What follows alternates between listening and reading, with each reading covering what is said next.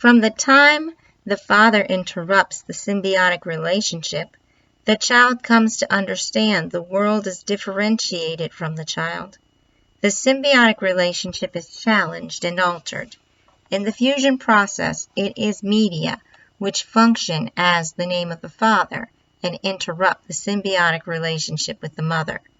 The subject goes through the weaning process initiated by the name of the father or the author of media narrative, otherwise understood as the overarching worldviews. Weaning happens when this symbiosis is interrupted, when the forces outside the subject push the subject into the field of media. Fusion is the virtual form of the mirror stage. Media conduct the formation of efficacy and control. In the fusion process, though, the name of the father or the name of the father of media narrative takes control of the subject. The subject is acted upon and does not carry a strong sense of efficacy. The subject is affected by its surroundings and is impressionable. Recall again the loss the infant sustains in the mirror stage.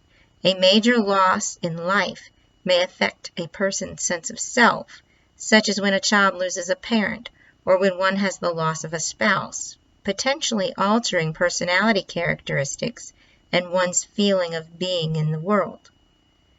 An interesting example is when one experiences a neurological disorder like Korsakoff syndrome. Oliver Sacks has observed this phenomenon in which a person, if there is an identity within, which remembers, quote, nothing more than a few seconds, continually disoriented, abysses of amnesia continually opened beneath, bridged nimbly by fluent confabulations and fictions of all kinds, unquote. The person with Korsakoff's makes up information about previous forgotten conversations.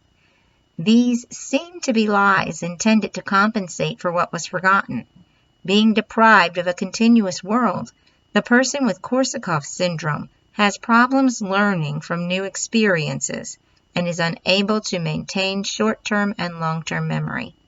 The individual sees and interprets out of some unconscious phantasmagoria a dream of people and things that are a real world to that person. These fabrics of connectivity show that desire is continually seeking to make meaning.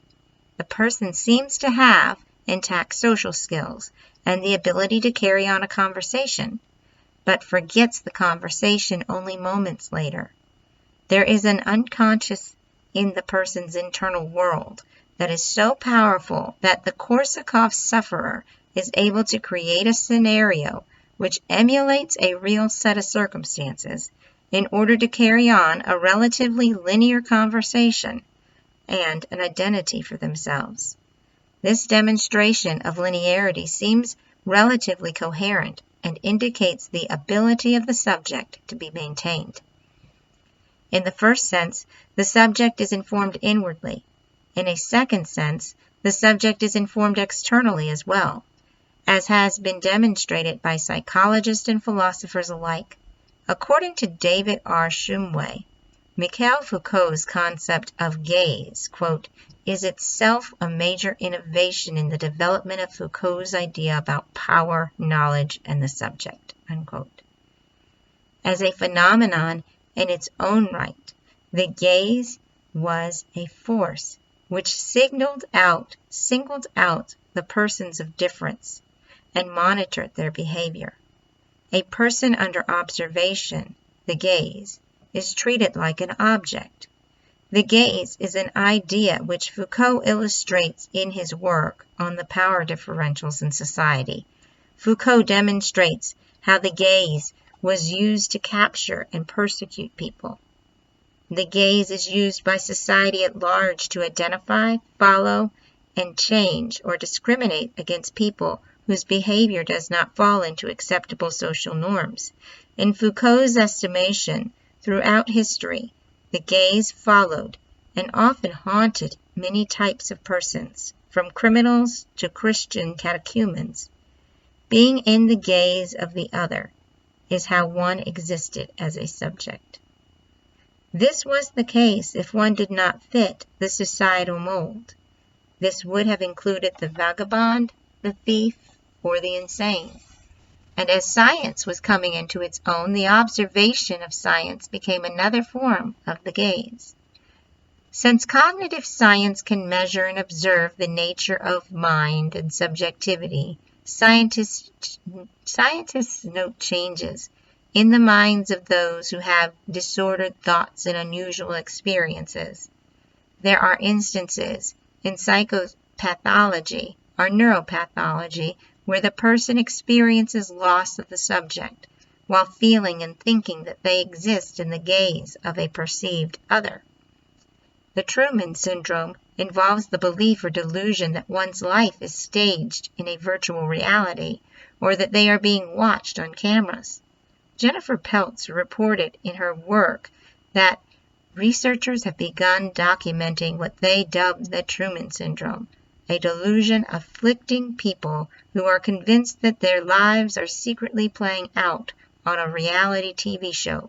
Scientists say the disorder underscores the influence pop culture can have on mental conditions.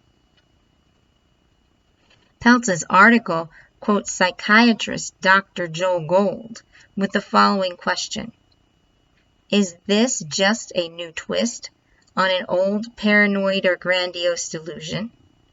Or is there sort of a perfect storm of culture we're in which fame holds such high value?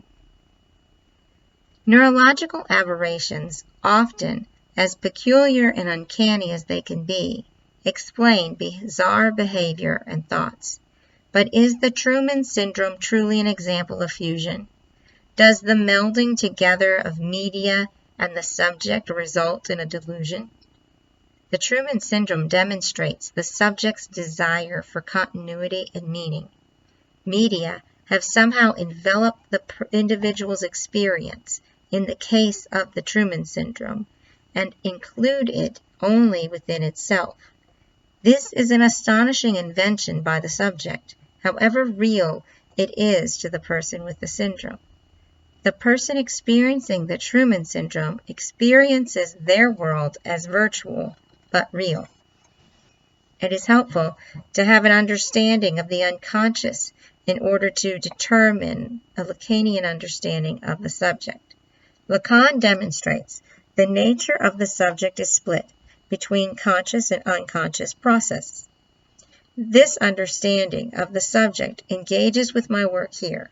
One can better understand the action of media's unmitigated power over the subject, which is process. By the 1960s, Lacan began to disinclude language about the opposition of the ego and subject. As Lacanian scholar Paul Verhaeghe indicates, instead of the opposition and division between ego and subject, the division and splitting within the subject itself comes to the fore. Instead of the term subject, the expression divided subject appears, that is, divided by language. The subject is inadequate to the task of fending off the processes of becoming fused to media. The subject is weak.